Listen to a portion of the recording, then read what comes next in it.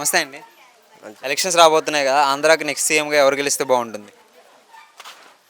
CM గారు అంటే మరి మీ అభివృద్ధి మరి అన్నీ చేస్తారు కాబట్టిగా మరి జనాలకు కూడా మరి జగన్ గారు ఒకటే అన్నాడు.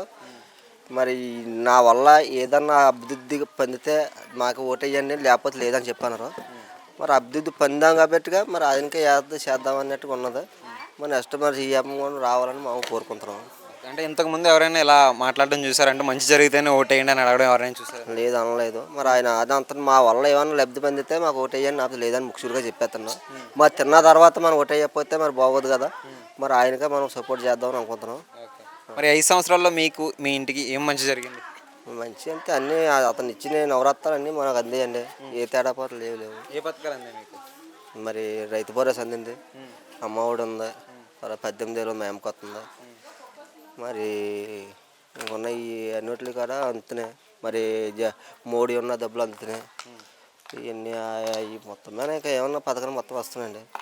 మరి రైతులకు ఏం మంచి చేశారు 5 సంవత్సరాల్లో జగన్ గారు వచ్చాక? 5 సంవత్సరాలు రైతు భరోసా వచ్చింది. రైతు భరోసా అన్నీ వస్తాయి, అన్నీ ఉన్నాయండి.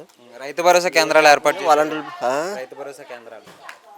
రైతు భరోసా అంటే అక్కడికి వెళ్ళిపోతారు కానీ అన్ని చిన్న చిన్న పనులకి వెళ్తే అన్నీ వచ్చేస్తాయండి. రైతు భరోసాకి వెళ్తే అన్ని దగ్గర నుంచి చేస్తున్నారు. మనకి ఏం చిన్న ప్రాబ్లం వెళ్తే మరి ఇంకా ఇప్పుడు తెలుగుదేశం మనకు అన్నీ అంతనే కాబట్టిగా మనం అక్కడికి వెళ్ళాలంటే అంత అవసరం లేదు. సింపుల్గా అయిపోతున్నాయి. ఏమన్నా పేడంతో వాలంటీర్లు పెట్టి అట్లు పెట్టి సింపుల్గా పని జరిపించేస్తున్నాం. రైతు బ్యాంక్ వెళ్ళా ఈ ఆధార్ కార్డు దేనికన్నా ఉన్నా సరే వెళ్తే అక్కడ పనులు అవుతున్నాయండి. మరి తెలుగుదేశం ఉన్నప్పుడు ఎలా ఉండేది? ఇప్పుడు ఎలా ఉంది? అప్పుడు కొంచెం పనులు అవి కాదు కానీ మరి ఇప్పుడు పనులు అవుతున్నాయండి.